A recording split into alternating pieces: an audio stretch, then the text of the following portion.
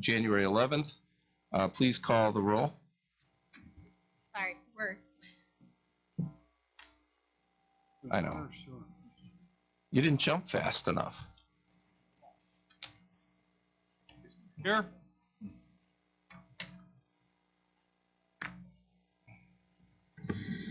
All you need. Commissioner Strelchuk, Here, again. Commissioner Bushy, Here. Commissioner Meyer, Here. Commissioner Hancher, Here. Commissioner Gill, Here. Commissioner Parrish, Here. Commissioner Schneider, Here. Commissioner Nervin, Here. Commissioner Worth. Here. The first item of business is to approve the December 14, 2021 minutes. Is there a motion to approve the minutes? Move approval. Second. We have a motion and a second. Any discussion, corrections, comments? Hearing none, all in favor, please say aye. Aye. And the only other item on the agenda is a discussion regarding the request from the Village of River Hills for municipal water service. Ms. Lundin, Director Lundin, are you going to make a brief presentation? Thank you. Good evening, Commissioners. Tonight we wanted to introduce to you the request that we received from the Village of River Hills to serve a development through municipal water service.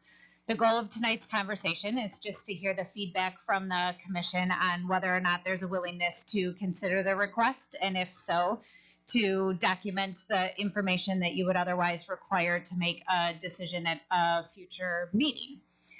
There was the information in your packet regarding the specifics of the development. At this point, the request is to serve a single residential development of approximately 50 lots that would otherwise be served. So we provided you with an amount of information as to how that would relate to the utility, specifically from a process standpoint. We are not the only body that would otherwise have to approve the service. So we would have to go through the process to confirm the approval of the Milwaukee Water Works as well as the Public Service Commission as it relates to extending outside of the municipality.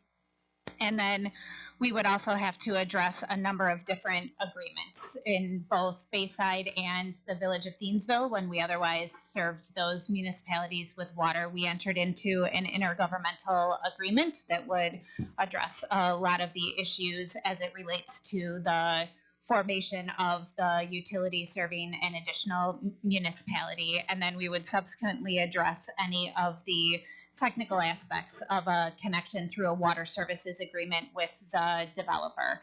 As you're all aware, as a building contribute utility, all of the initial costs would be borne by the developer for the cost of the utility.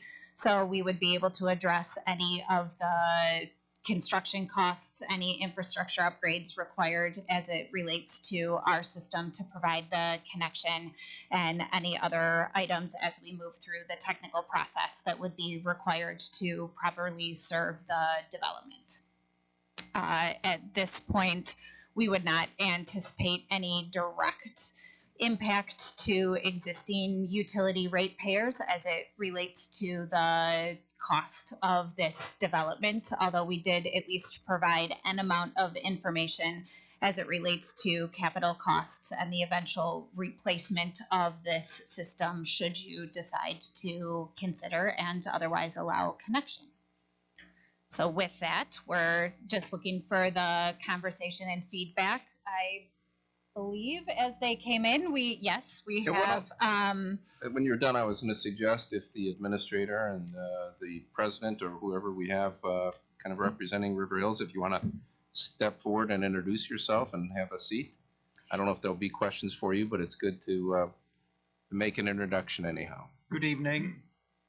My name is Mustafa Emir. I'm with an engineering firm, Clark Dietz. I'm also acting as village engineer of the Village of River Hills. With me, I have president of our village board, Stephen Anderson. We just wanted to be present and answer and or hear your comments, your inquiries, so that we can address them properly. Thank you. Thank you, and welcome. I know that Mr. Anderson, President Anderson, you sent me an email. I've been under the weather. I am a little bit behind. But I mean, it was good. Yeah. Anyhow, to the commission. Comments, questions? I think I saw Alderman Nervin's hand up first, and then Alderman Meyer, and then Alderman Parrish, and then Alderman Schneider. That will be the. So maybe I'll jump the gun on some of the comments others will bring up. I think the only thing I saw in the memo that was even remotely concerning was some discussion on potential long-term capital replacement costs, and maybe 50 homes isn't quite enough to get there on the total amount of infrastructure that's being put in. But I looked at the map for this, and I realized it's running right through University School's west end of their campus. So I contacted someone I know at the right level of USM, and doesn't come across strong in the staff memo, but they are aware of the project, obviously, because I think they need an easement through their property to get it done. But they're also interested in connecting. Depending final numbers, obviously, they don't really know what their cost would be. And I think if you could get University School on board with this project, it really makes a lot of sense. It totally alleviates the concern about long-term capital costs. You've got a major user kind of bookending the north end and the development to the south end. Then there's really not a whole lot in between. It's a bunch of single-family homes on very large lots. Well, and if I may speak to that, obviously as a voluntary utility, we have never required connection. So as it stood, the only request was to serve this particular development. That said, obviously, as we move towards an intergovernmental agreement, if the commission wanted to condition connection on any of a number of terms, that could be a part of that negotiation. Alderman Meyer? I have no issue with this at all, and moving forward on it, except for, two things. One is that you talked about the fact that there would be no additional cost to any of our current users, and that would be one of the qualifications for it. And the other one would be that, you already addressed that any of the citizens of Mequon that are along that route, they would not be required to be hooked up to it. And I think you mentioned there was 11 of them or something like that in the memo, and that those were not required to be hooked up to it also. So those would be my two concerns, and I think those have been addressed. Alderman Parrish? Thank you. I do have some concerns about the water, kind of our water policy in general. Yeah, Can you hear me? Yeah. Thank you. I have some concerns about our water policy in general. Appreciate River Hills kind of bringing the topic to the forefront. First of all, before we jump in and grant, water extensions or at least start the process, I feel like we have no sense of future costs for the utility, especially when it comes time for replacement. And in a vacuum, we can't assume that University School will hook up. And as of now, the proposal on the table isn't economical for the city.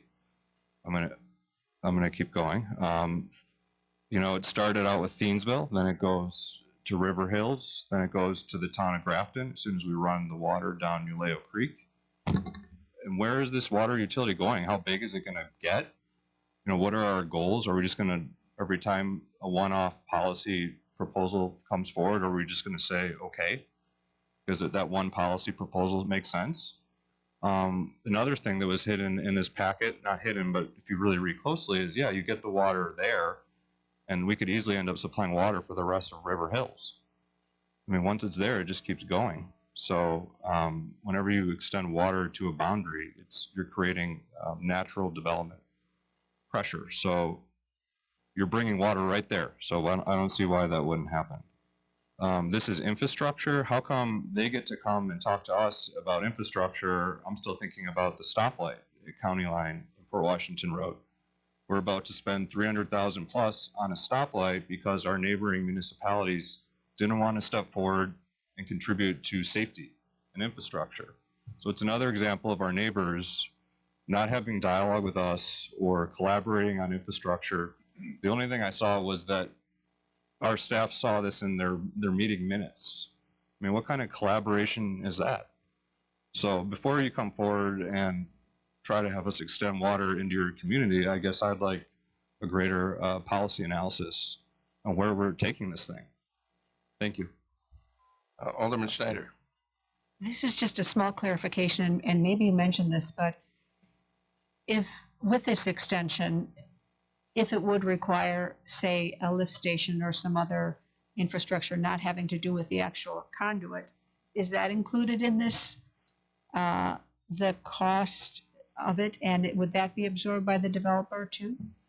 So again, the creation of both the intergovernmental agreement and the subsequent water services agreement could otherwise require those. So if we had any infrastructure upgrades that were otherwise required as a result of this development, we could write that into either the other intergovernmental agreement or water services agreement, that is a requirement of the development.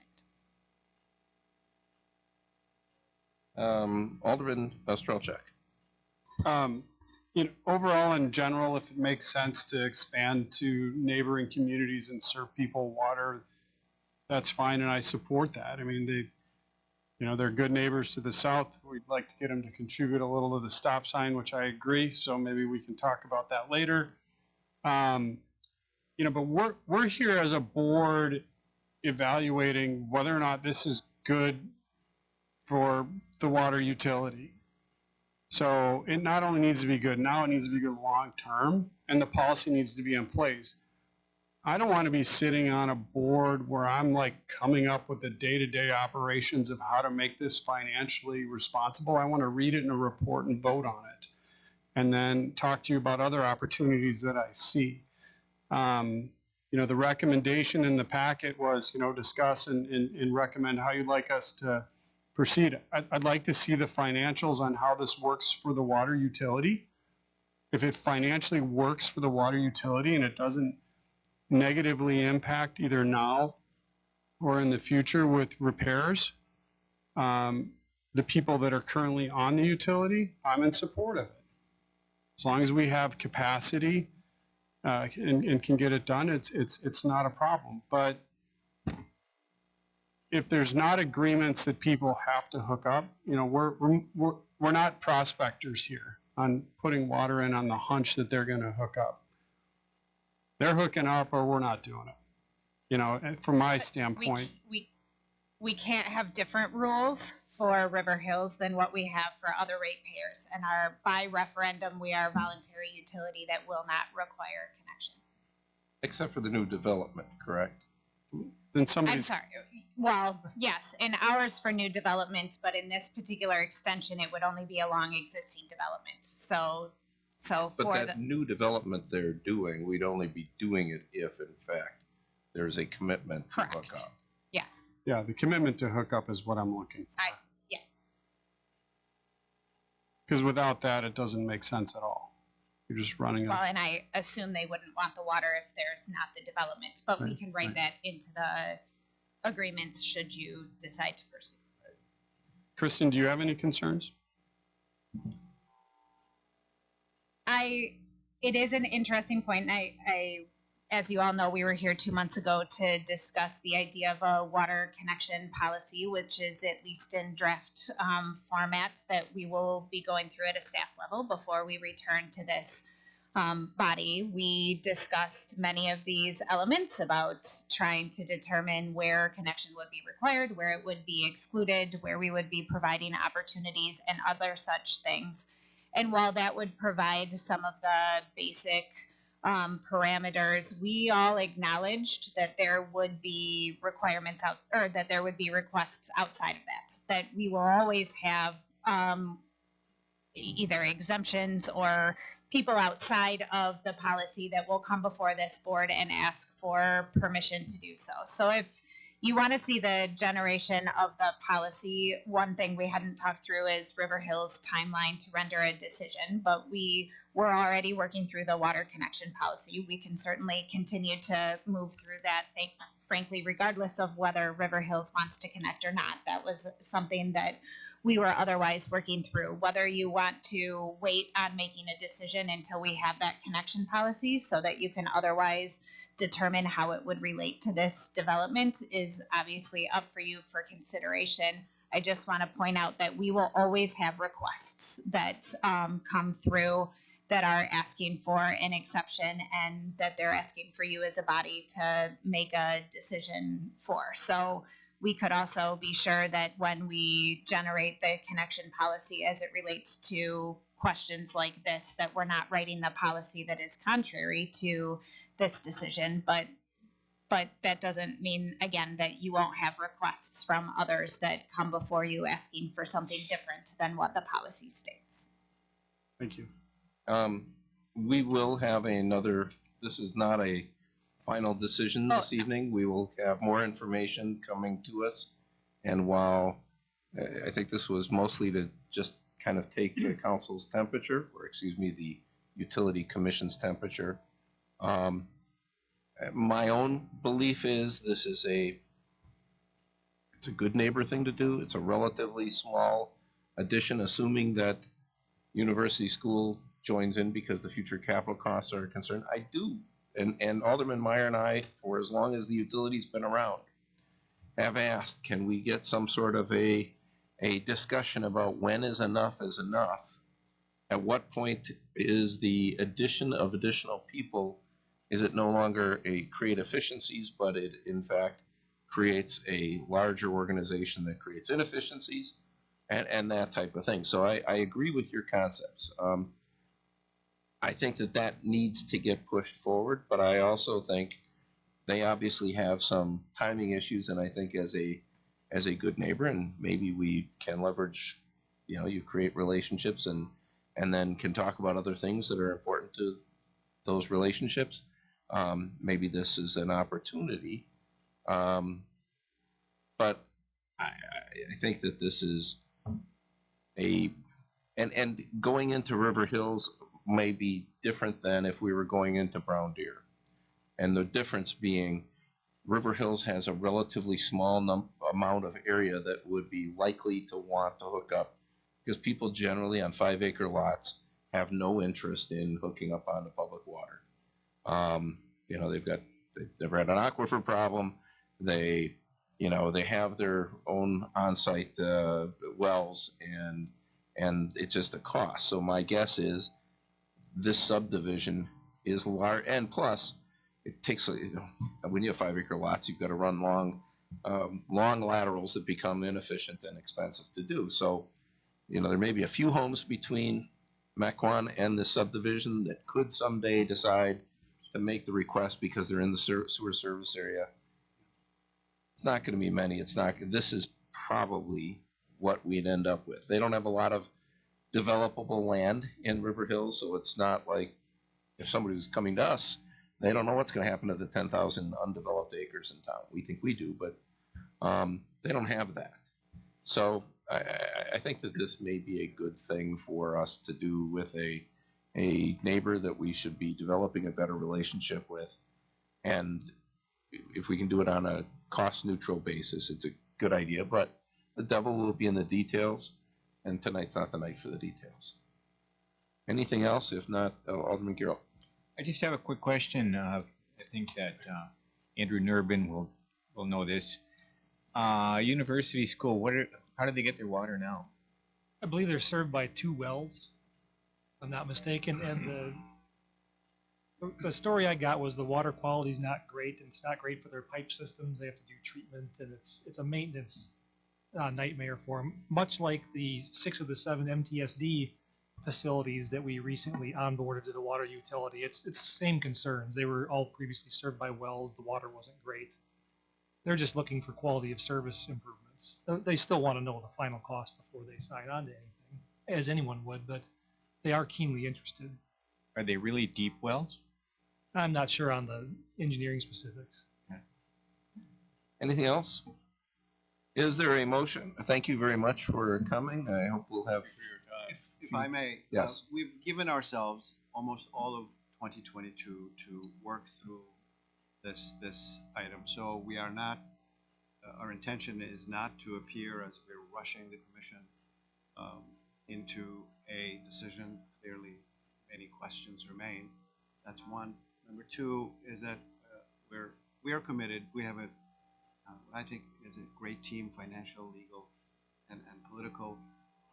We'd like to sort of answer your concerns and maybe offer as part of your policy the model of how people come to you and ask for extensions. So maybe we can be that model if we work together, and how the financial answers and projections are developed for your satisfaction.